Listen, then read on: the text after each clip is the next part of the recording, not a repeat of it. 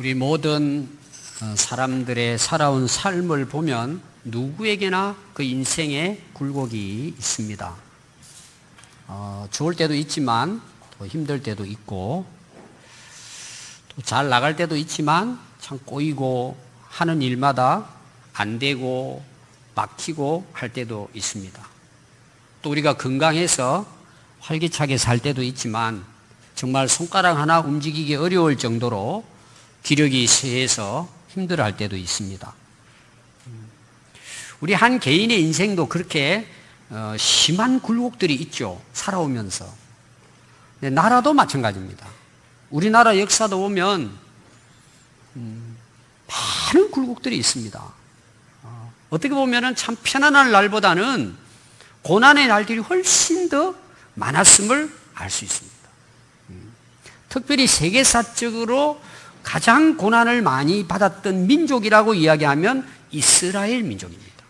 어떻게 보면 참 편할 날이 없을 정도로 어려운 고난과 역경과 시련의 역사를 그들은 살아왔습니다. 특별히 우리가 이스라엘 역사에서 그 고난, 시련의 역사를 이야기하면 대부분 이제 우리가 알고 있는 것은 애굽에서 400년 동안 종살이했던 고난입니다. 그 400년이에요. 또 하나님께서 모세를 통해서 이스라엘 백성들을 가나안 땅으로 인도하면서 그냥 그들이 옮긴 것이 아니고 광야에서 40년 동안을 헤맵니다. 광야의 고난이죠. 우리나라 지금 무더위가 40도를 오르락내리락 하죠. 여러분들이 이스라엘 백성들이 그 애굽을 출발해서 가나안 땅까지 가는 그 광야길은 상상을 초월합니다. 지금 우리는 뭐 에어컨도 있고 선풍기도 있고 좀 더우면 또 뭐예요? 골짜기 가면 돼요. 수영도 하면 되고. 근데 광야는 나무가 없어요. 오아시스를 만나지 않고는 물이 없어요. 진짜 나무를 찾아보기 어려워요. 다 바위산이에요. 그리고 뭐 우리가 생각하는 이런 그 초원은 상상도 못해요. 그냥 막 먼지가 날립니다. 살아갈 수가 없어요. 그리고 온도는 뭐 40도 이상이에요. 그 길을 40년 동안을 그들이 헤맸어요.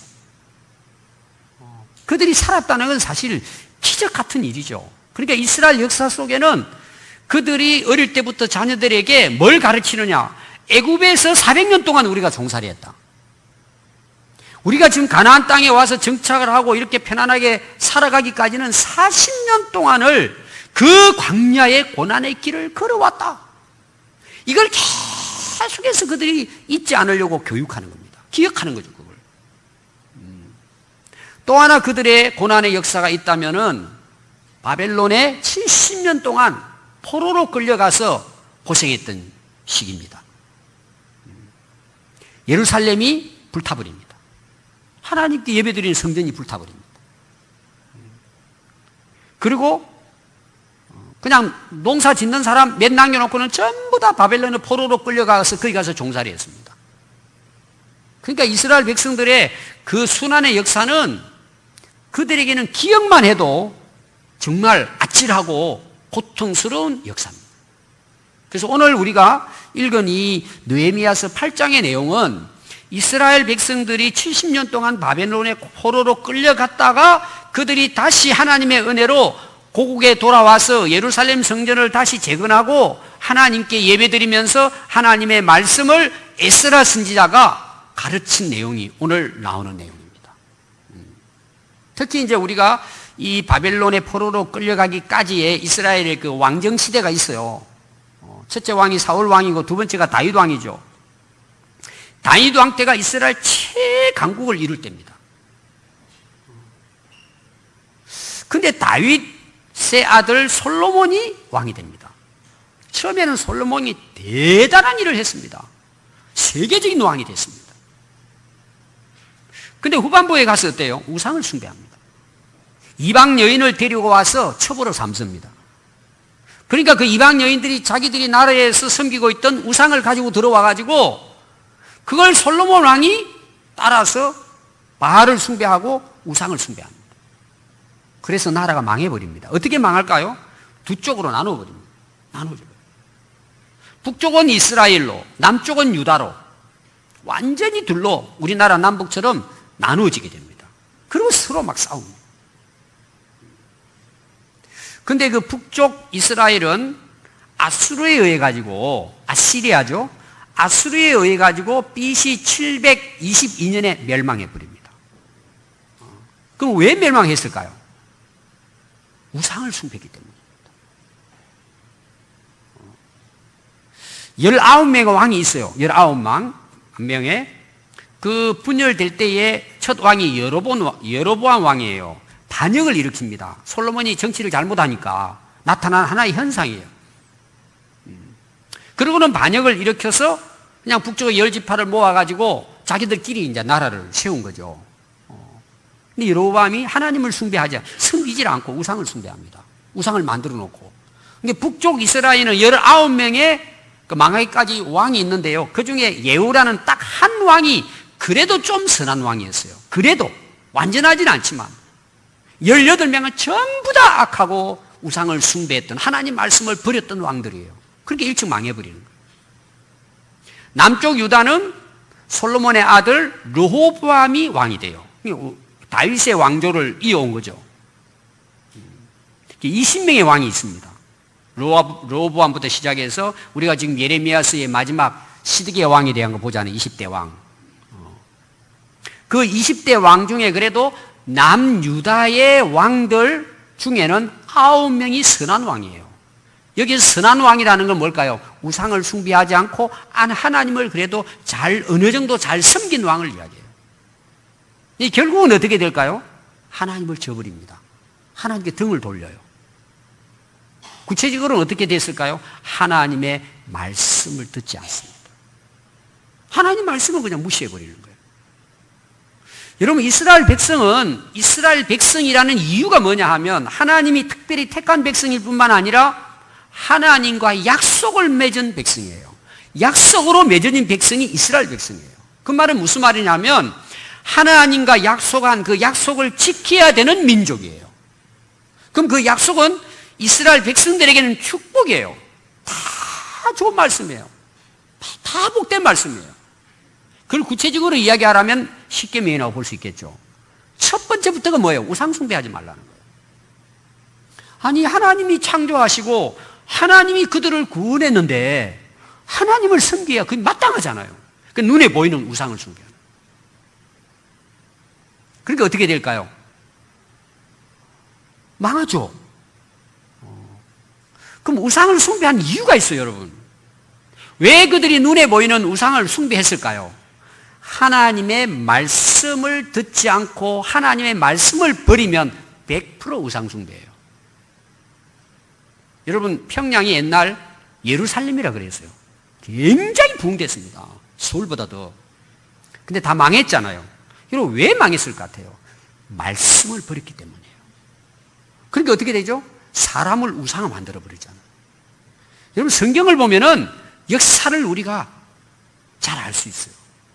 우리 여러분, 남쪽이 왜 여러분 이렇게 경제적으로 어찌되든 북한하고 비교했을 때 월등하게 잘 살 수 있을까요? 우리 한국에 들어오면은 외국 사람들이 다 놀라는 것 중에 하나가 교회당이 많다는 거예요. 어찌되든 하나님을 믿는 사람들이 있죠. 하나님을 예배하고, 오늘 저와 여러분들이 오늘 하나님께 나와서 예배 드리잖아요, 우리가. 자유롭게 우리가 하나님을 예배하고 기도하고. 특히 우리 한국은 뭐예요? 새벽기도 나와서 아침부터 기도하고. 그래서 이 나라가 힘들고 어려운 전쟁 후에 정말 살기 어려운 이 남한 민족을 하나님이 복을 주셔서 오늘 우리가 이렇게 에어컨을 틀어놓고 편하게 예배 드릴 수 있는 것이죠. 아멘. 하나님의 말씀을 버리면 100% 우상 숭배합니다. 그리고 결국은 망합니다. 그래서 북쪽 망하고 남쪽 유다가 망했죠. 그리고 바벨론의 포로로 끌려갑니다. 근데 그 망하는 것도 남유다나 북이스라엘이나 하나님이 이미 말씀을 했어요. 너희들 계속해서 이렇게 말씀 안 듣고 우상 숭배하면 너희들 망한다. 특히 남유다는 바벨론에 의해서 70 70년 동안 포로로 끌려가서 너 고생하고 다시 돌아올 거야. 그렇게 선지자들 통해서 말씀해도 그들이 듣지 않습니다. 결국 나라 망했죠. 예루살렘 성 불타버리죠. 나라가 사라져버려요. 그래서 남쪽 유다가 BC 586년에 망해버리고 이스라엘은 나라 자체가 없어져 버립니다. 그렇게 해서 70년 동안을 바벨론의 포로로 끌려가서 살고 있는 거예요. 그때 나온 인물이 누구예요? 많이 있지만 그 중에 하나가 다니엘이잖아요. 다니엘. 그럼 다니엘의 특징이 뭐예요? 우상숭배하지 않는다 이거죠? 딱 1장에 보면 나 뜻을 정했다. 내가 죽었으면 죽었지. 나는 우상에게 바친 음식은 안 먹는다. 나 채소만 먹겠다. 그 채식주의의 의미가 아니거든요. 난 하나님만 섬기겠다. 난 뜻을 정했다. 하나님 말씀만 난 지키고 산다. 나 목숨 걸고 남의 나라 가가지고 좋은 자리 있음에도 난 종류도 뭐 필요 없다. 나는 하나님 앞에 경건하게 살고 싶다. 이거거든요. 그리고 하루에 몇 번을 기도해요? 3번씩 기도해요. 하루에 3번. 그럼 여러분, 다니엘이 남의 나라에 가가지고 지금 총리가 됐어요. 높은 자리에 올랐어요. 기도하면 걸려요. 근데 하루 3번 정해놓고 기도를 해요. 여러분, 무슨 기도했을 것 같아요? 하루 3번 기도했습니다. 거기 구체적으로 나오죠. 창문을 열어요. 집에서. 어디로 향한 창문을 열어요? 예루살렘 성전을 향한 창문을 열어놓고 그 예루살렘 성 있는 쪽을 바라보면서 하루에 3번씩 정해놓고 기도하는 것입니다.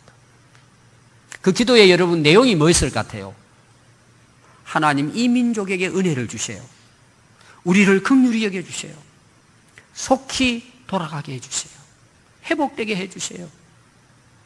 맨날 하루에 3번씩 기도한 것이 다니엘의 기도입니다. 그 포로 기간 동안에 있었던 기도예요. 그런데 실제로 이들이 돌아오게 됩니다. 하나님께서 약속하신 대로 70년 동안 그들이 고생하고 꿈에도 그리던 예루살렘으로 돌아옵니다. 오늘 이야기는 돌아온 내용에 대한 이야기예요. 그런데 3번에 걸쳐서 돌아옵니다. 한 번에 그냥 왕창 돌아오는 것이 아니고 1차, 3차에 걸쳐 돌아오는데 1차 돌아올 때는 그 지도자가 누구냐 하면 스룹바벨이라는 사람과 여호수아라는 사람입니다. BC 536년에 돌아오기 시작합니다. 그러면 이 스룹바벨이 와가지고 첫 번째 한 일이 뭘 것 같아요? 예루살렘 성전을 다시 세우는 것입니다. 그들이 70년 동안 남의 나라에 종살이 하다가 그 예루살렘을 바라보며 기도하면서 뭘 생각했을 것 같아요? 그때 우리가 정말 주일이 되면 오늘 말하면 예배드리고 했던 그 은혜로운 그 시절이 기억이 나는 거죠. 돌아가서 우리가 언제 저 성전에 올라가서 예배를 드릴까? 고대고 왔는데 보니까 뭐예요? 성전은 완전히 회파되고 불타버립니다. 그래서 그들이 제일 먼저 한 일이 성전을 세우는 거였습니다. 그게 스룹바벨이 한 일이고 2차로 돌아오는데 인도자가 누구냐? 바로 제사장이기도 하고 성경 학자인 에스라입니다. 에스라 선지자가 사람들 데리고 돌아오는데 BC 458년에 두 번째로 돌아옵니다. 에스라 선지자가 돌아왔어요. 근데 스룹바벨이 성전은 다 복구를 해서 성전은 세워졌어요. 근데 에스라가 한 것은 뭐냐? 하나님의 율법책을 가르치기 시작한 거예요. 에스라가 생각할 때는 우리가 이 고난과 고통을 당한 것은 하나님의 말씀을 저버렸기 때문이다. 이 백성들을 다시 회복시키기 위해서는 하나님 말씀을 이걸 최우선 순위로 두고 에스라 선지자가 하나님 말씀을 가르치기 시작했습니다.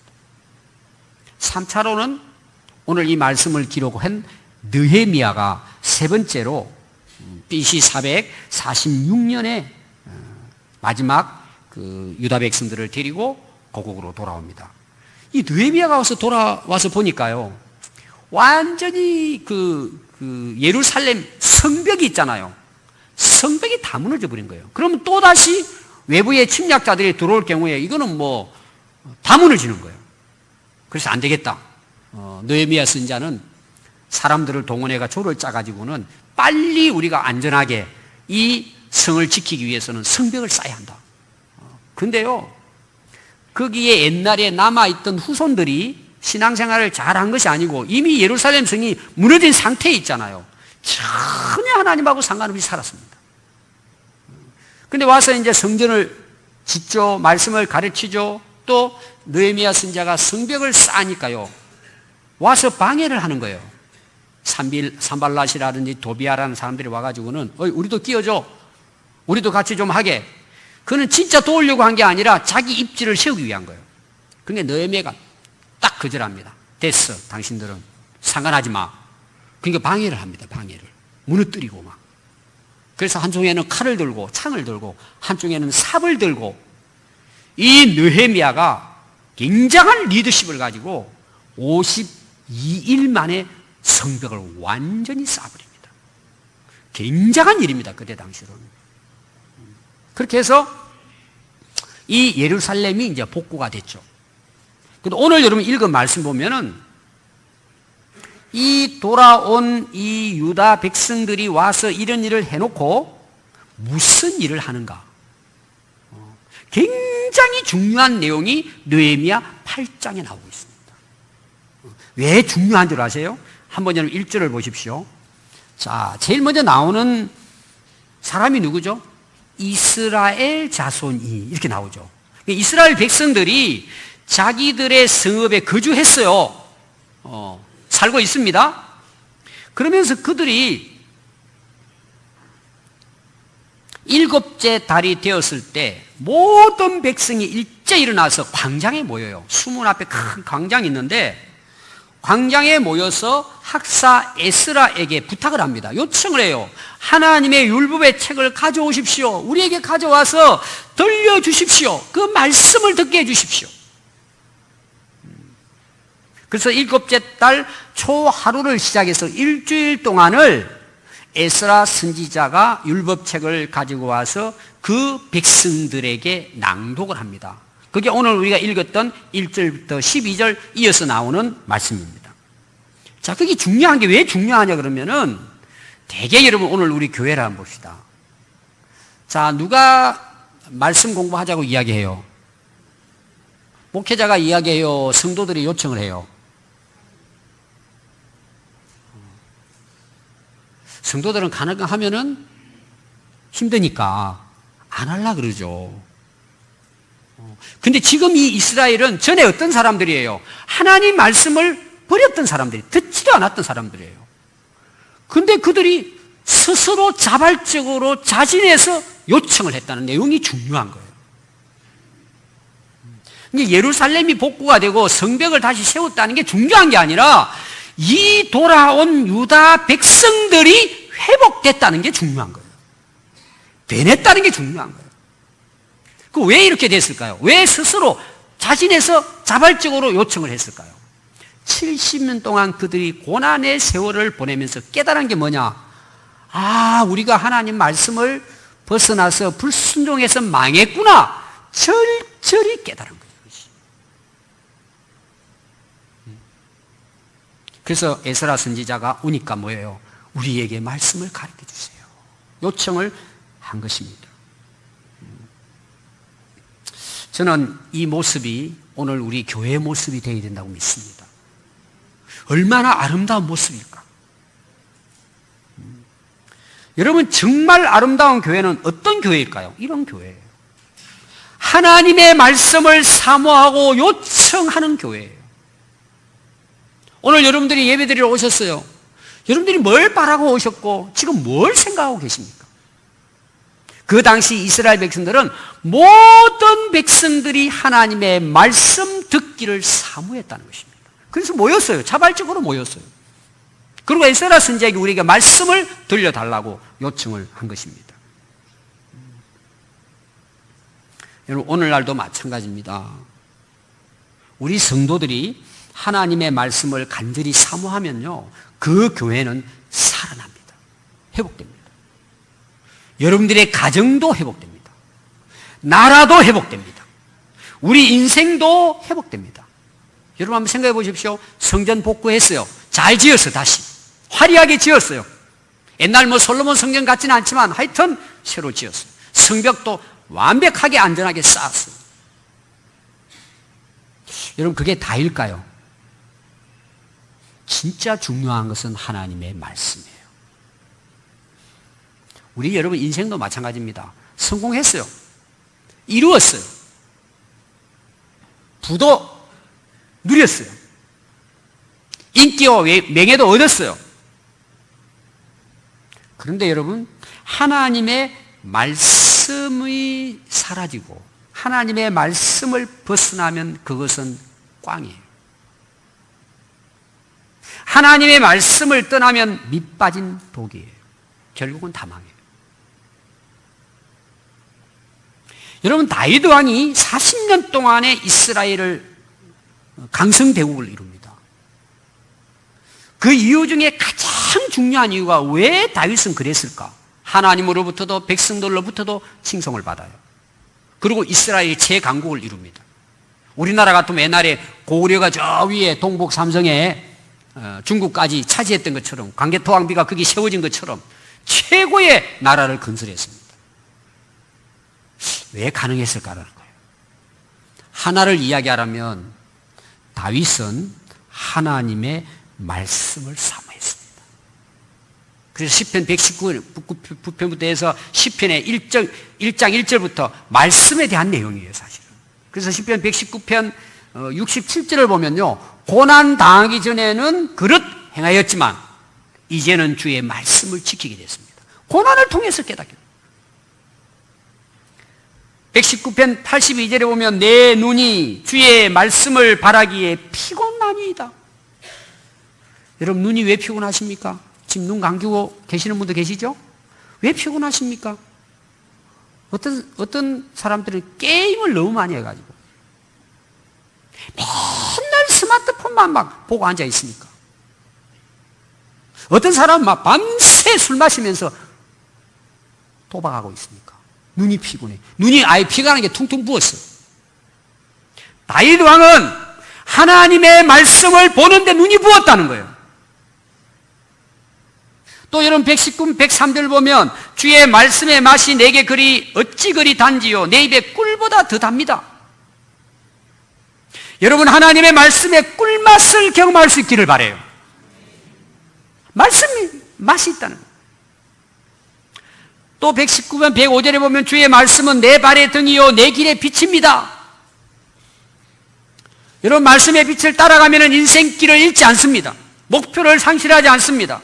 넘어지지 않습니다. 빛 가운데로 인도함을 받습니다. 여러분, 말씀의 빛을 따라 살아갈 수 있기를 바랍니다. 119편 148절에는 주의 말씀을 조용히 혼자 묵상하고 엎조리려고 새벽녘에 눈을 떴나이다. 이 다윗 왕은요, 새벽에 일찍 일어났어요. 왜냐하면 주의 말씀을 읽고 듣고 그 말씀을 묵상하기 위해, 그리고 하루를 시작하기 위해서. 여러분, 새벽기도 말씀을 사모하시기 바랍니다. 새벽녘부터 하나님의 말씀의 눈을 고정시키고 하루를 살아간다면 하루하루 인생을 승리하게 될 줄로 믿습니다. 여러분, 3절부터는요, 이 자청에서 모여서 하나님 말씀을 듣고자 했던 이 이스라엘 백성들이요, 언제부터 모였느냐? 새벽부터 모였어요. 새벽부터 정오까지입니다. 오늘로 말하면 오전 5시부터 12시까지를 이야기합니다. 한 7시간을 들었습니다, 말씀을. 그리고 모든 사람 앞에 말씀을 읽는데요, 이 백성들이 모두 뭐예요? 율법책에 귀를 기울였습니다. 여러분, 율법을 요청한 것뿐만 아니라 그들은 새벽부터 일어나서 하나님의 말씀을 듣기로 마음의 자세와 준비가 되어 있었습니다. 여러분, 누가 새벽에 나오라 그랬어요? 자발적으로 나온 거예요. 자기들이 말씀을 사모해서 새벽녘에 다 모여든 거예요. 그리고 더 중요한 건 뭔 줄 아세요? 하나님의 말씀을 들을 때 귀를 기울였다는 거예요. 귀를 기울였다. 전에는 어떻게 했을까요? 귀를 막아버렸거든요. 아예 듣질 않았습니다. 등을 돌려버렸어요. 여러분, 성경에 보면 하나님께서 말씀하실 때 계속 이런 말씀이에요. 청종하라. 귀를 기울여 들으라. 하나님 계속 그런 말씀을 하십니다. 근데 이스라엘 백성들이 이전에는 뭐예요? 듣지를 않아요. 들으려고 하질 않아요. 결국 어떻게 됐을까요? 망한 거죠, 그들이. 그걸 깨닫고 난 다음에 뭐예요? 이들이 스스로 자원해서 하나님 말씀을 듣기를 원했고 하나님 말씀을 듣는데 귀를 기울였다는 것이죠. 여러분, 아무리 하나님 말씀이 생명이 있고 하나님 말씀이 복이 있어도 여러분 귀를 열어 청종하지 않으면 아무 유익이 없습니다. 여러분, 교회를 다니시면서도요, 말씀을 듣지 않은 사람들이 있어요. 아예 그냥 포기하는 거예요. 예배는 드려요. 근데 말씀 듣는 거에 대해서는 자기 스스로 이미 딱 길을 막아버리는 거예요. 안 듣는 거예요. 어떤 경우는 의도적으로 안 들어요. 제가 오늘 오후에 설교가 그겁니다. 마귀의 작전이에요, 이게. 근데 사람들은 자기는 몰라요, 그걸. 어떤 사람들은요, 딱 말씀 듣는 시간이 딱 되죠. 그때부터 딱 졸업 모드로 딱 들어갑니다. 의도적으로 안 들어요. 제가 지난주도 이야기했습니다. 하나님 앞에 가장 악한 게 뭔 줄 아세요? 하나님의 말씀을 듣지 않는 거예요. 하나님 보실 때 가장 악한 거예요. 근데 이 이스라엘 백성들이 돌아와서는 뭐예요? 하나님의 말씀을 듣기 위해 새벽녘부터 기다려서 귀를 기울여 말씀을 들었다는 것입니다. 여러분, 우리가 어떻게 믿음이 성장할까요? 로마서 10장 17절 보면 믿음은 들으면서 와요. 들어야 돼요. 그 들음이 뭐예요? 그리스도의 말씀을 들음으로 말미암아요. 저는 우리 자녀들의 교육의 가장 중요한 교육은 하나님의 말씀을 들려주는 거예요. 어릴 때부터. 어떤 경우는 태아의 때부터.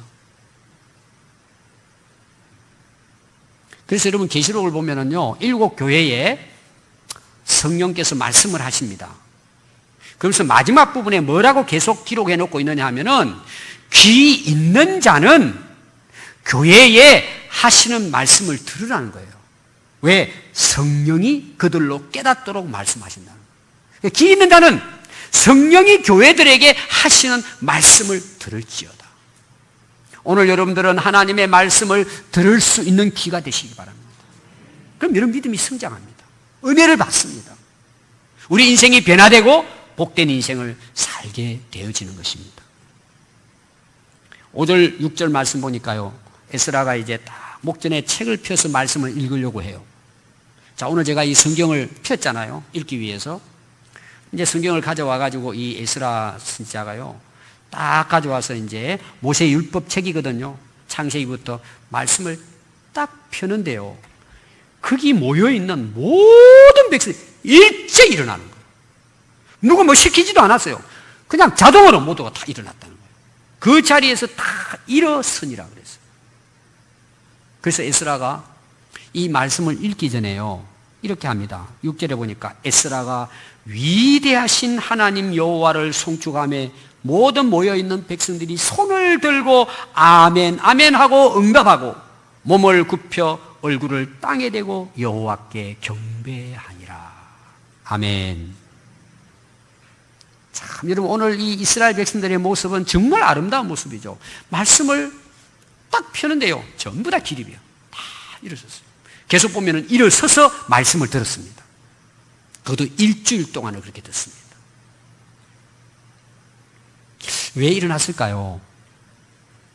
에스라를 존경해서 일어났을까요? 여러분, 하나님 말씀을 듣는다는 것은 실제로 하나님을 대면한 것 같은 거예요.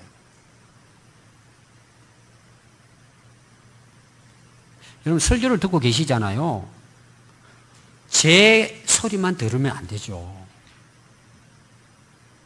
하나님이 내게 하시는 말씀을 들어야죠. 자, 성경을 읽어요. 성경만 읽으면 안 돼요. 그 성경을 통해서 하나님이 지금 내게 하시는 말씀을 듣는단 말이에요. 하나님 앞에서 듣는다는 거죠.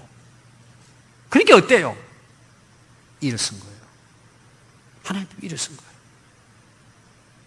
일어서는데 에스라 선지자가 하나님의 위대하심을 찬양하고 하는데 백성들이 손을 들고 아멘 아멘 하면서 엎드려 하나님을 경배했다는 것입니다. 저는 오늘날 우리 예배를 보면서 우리 예배가 이래야 되겠나 하는 생각을 많이 해요. 그 예배 드리는 것을 그저 마실 가는 것 정도로 생각해요. 그러니까 예배를 드리는데 예배의 그 마음과 그 몸의 자세가 태도가 잘못됐다는 거예요. 여러분, 오늘 우리가 예배를 드리는 누구 앞에 드리죠? 하나님 앞에 드리잖아요. 예배라는 게 하나님 앞에 드리는 거잖아요. 저는 예배가 좀 폐쇄적이라고 말을 할 수도 있어요. 좀 고리타분하고 너무 좀 건조하다고 말을 할 수도 있어요. 그러나 저는 예배는 가벼운 것보다 경건하고 엄숙해야 된다고 저는 보는 거예요. 왜 그럴까요? 그 위대하신 하나님 앞에 드리는 예배이기 때문에 그런 거예요.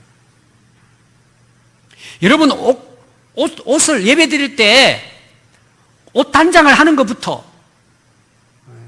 신발 하나 신는 것부터, 여러분 예배 드릴 때의 자세 하나부터 우리 말 한마디 한마디가 하나님 앞에 있다는 걸 기억해야 돼요. 여러분, 지금까지 이스라엘 역사뿐만 아니라 유럽의 역사, 서구의 역사, 오늘의 한국 교회의 역사를 보면 타락의 원인은 예배의 타락이었다는 거예요. 하나님을 잊어버린 예배를 드리는 거죠. 하나님이 없는 예배를 드리는 거예요. 사람들끼리 모여서 그냥 쿵짝쿵짝하고 끝나버려요. 그게 타락하는 길이에요. 오늘 우리는 하나님 전에 나와 있습니다. 그런데 우리가 그 하나님을 무시해버리는 거예요. 그럼 여러분, 그 예배가 하나님께 드려지는 예배가 될까요? 하나님이 그 예배하는 그곳에 임재하고 은혜를 베푸실까요? 하나님 없는 예배를 드리게 되는 거죠. 왜 그럴까요? 내 마음대로 드리니까. 내 기분대로. 내가 원하는 방식대로. 오늘 여러분, 이스라엘 백성들이 포로에서 돌아와서 하나님 앞에 모여서 하나님 말씀을 경청하고 있는 그 마음과 그 자세를 오늘 우리가 본받아야 돼요. 왜 그럴까요? 하나님의 목전에 있기 때문이에요. 그래서 여러분, 오늘날 참된 예배는 뭐예요? 하나님의 말씀을 어떤 마음과 자세로 드려야 하느냐. 하나님의 위대하신 이름을 어떻게 찬송해야 될 것이냐. 우리가 하나님을 경배할 때에 우리의 몸과 마음을 겸손히 하나님 앞에 엎드려서 하나님께 경배해야죠. 이게 살아있는 교회의 모습이고 예배의 모습입니다. 저는 우리 평안교회 성도들이 오늘 이 이스라엘 백성들이 하나님 앞에 드려지는 예배의 모습처럼 하나님 앞에 날마다 예배를 드릴 수 있기를 바랍니다. 여러분, 7절부터 8절 말씀은 그들이 서 있는 동안에 이 에스라가 하나님의 말씀을 낭독하는데요, 주변의 지도자들이, 이 지도자들은 이제 레위 사람들입니다. 다니면서 그 말씀을 듣는 그들에게 설명을 해주고 다니는 거예요. 뜻을. 풀이를 해주는 거예요. 풀이를. 그 13명의 레위 지도자들이 나와요. 8절에 보면 레위 사람이라고 나옵니다. 그냥 듣고 그냥 지나치게 한 것이 아니라 다니면서 그들이 잘 그 말씀을 깨달을 수 있도록 설명해주고 해석해줬다. 오늘날 여러분, 설교는 하나님 말씀을 읽어주고 끝나는 게 아니죠. 그 말씀의 내용을 성도들이 잘 이해하고 깨달을 수 있도록, 그래서 삶으로 실천할 수 있도록 전하는 것이 설교죠. 여러분, 오늘날 교회에 왜 목회자가 필요할까요? 그냥 우리 성도들끼리 모여서 해도 되는데, 가장 중요한 건 뭐예요? 하나님의 말씀을 가르치는 것뿐만 아니라 잘 바르게 해석을 해서 잘 설명해서 그 말씀을 통해서 하나님의 뜻을 깨닫도록 하기 위해서 목회자가 있는 거죠. 오늘 우리 한국 교회에 있어서 가장 시급한 문제가 이거라고 저는 보는 거예요. 말씀 자체를 낭독해야 돼요. 말씀 자체를 성도들이 깨닫도록 가르쳐야 돼요. 바른 해석을 하고 설교해야 돼요. 여러분, 이것이 우리 성도들이 변화되는 길입니다. 이 말씀을 바르게 깨닫게 되면요, 세상의 제약과 유혹을 능히 이기고 물리십니다. 말씀으로 성도들이 무장이 되면 이 어두운 악한 세상 속에서도 빛의 자녀들처럼 세상을 살리는 성도의 삶을 살 수 있습니다.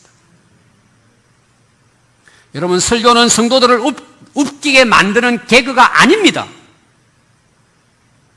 오늘 한국 교회를 망치는 이유가 이런 경우가 있기 때문입니다. 신자들을 웃기기 위해서는 웃기기 위해서. 성경 본문 읽어놓고 웃기는 거예요. 또 성도들이 좋아해요. 웃으면서. 그 은혜 받았대요. 무슨 은혜를 받았는지 모르겠어요. 여러분, 설교는 세상 돌아가는 시사 이야기가 아니에요. 정치 이야기도 아니고 경제 이야기도 아니고 어떻게 하면 성공할 거니 성공학도 아니고 어떻게 하면 우리가 이 세상에 좀 바르게 살까 윤리 강좌도 아닙니다. 만약 설교가 그런 식으로 흘러가면 한국 교회는 망합니다. 성도들은 영적으로 병들어서 사탄의 장난에 놀아납니다. 저는 한국 교회의 가장 시급한 문제는 말씀으로 돌아오는 것입니다. 이거는 루터의 종교 계획뿐만 아니라 날마다 계획되는 것은 말씀으로 돌아갈 때입니다. 우리 성도들도 마찬가지입니다. 저는 차라리 이런 식으로 설교를 할 바에는 그냥 성경 읽고 끝나는 게 훨씬 더 성도들이 유익합니다. 여러분, 성도들은 잘 몰라요. 그냥 그게 빠져버리면 그게 좋은 줄 알아. 그게 옳은 건 줄 알아요. 시간이 지나면 망하는 거예요. 썩고 문드러지고 병들어 버리는 거예요. 그 영혼이 다 죽는 거예요. 여러분, 성경을 보세요. 우리가 이제 예레미야 선지 보고 있잖아요, 새벽에. 여러분, 예레미야 선지자가 대단한 선지자잖아요. 이사야 선지자도 마찬가지고, 뭐 에스라도 마찬가지고. 여러분, 그 내용을 한번 보세요. 하나님 말씀을 받아 전하잖아요. 그게 성경이잖아요. 여러분이 잘 구분해 보세요. 자, 예수님이 여러분 설교하고 가르친 내용 보십시오. 예수님이 우리 굉장히 웃기려고, 재밌게 하려고 말씀을 전해요. 어떻게 해요? 여러분 찾아보세요. 그런 게 나오는지. 예수님을 따랐던 제자들의 또 말씀이 마찬가지예요. 하나님 말씀하신 것을 낭독하고 그걸 성도들이 깨닫고 잘 이해할 수 있도록 바르게 해석해서 전달하는 거예요. 그리고 오늘의 삶 속에서 이걸 어떻게 우리가 지키고 살아야 될 것인가를 가르치는 거예요.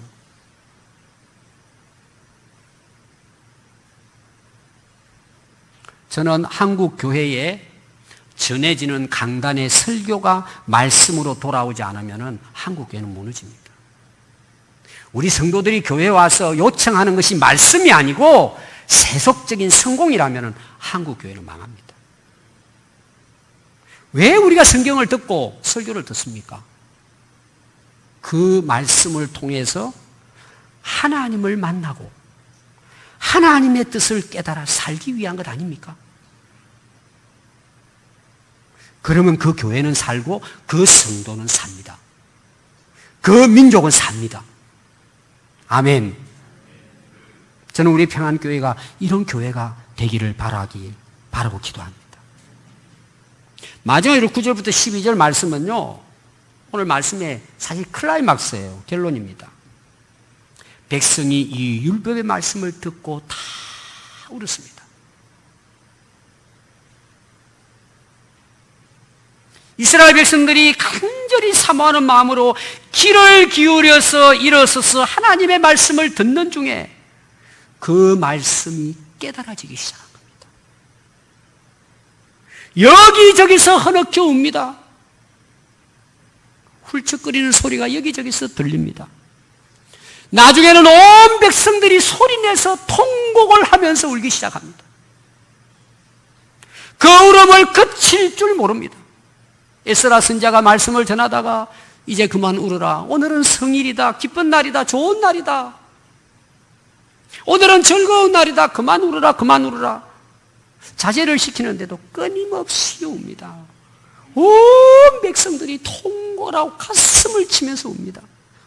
울음바다가 됐습니다. 하도 듣질 않으니까 레위의 지도자들이 다니면서 야, 오늘 좋은 날이다. 근심하지 말자. 오늘 기뻐하자. 우리 먹고 마시며 즐거워하자. 오늘 하나님이 우리를 이곳에 보내서 오늘 이렇게 하나님 은혜 가운데 우리가 살게 된 거 거룩한 오늘 날 아니냐. 성회로 모였는데 우리 하나님 앞에 기쁨을 돌리자. 그만 울자, 그만 울자. 여러분, 왜 이스라엘 백성들이 말씀을 들으면서 그렇게 통곡하면서 울었을까요? 이유를 딱 한 가지로 설명하고 있어요. 제일 마지막에 나와요. 이는 그들이 그 읽어준 말을 밝히 알았다는 거죠. 깨달았다는 거죠. 비로소 하나님의 말씀이 들렸다는 거예요. 아, 우리가 70년 동안의 비참한 포로 생활을 한 이유가 이 말씀을 알지 못했기 때문이었구나.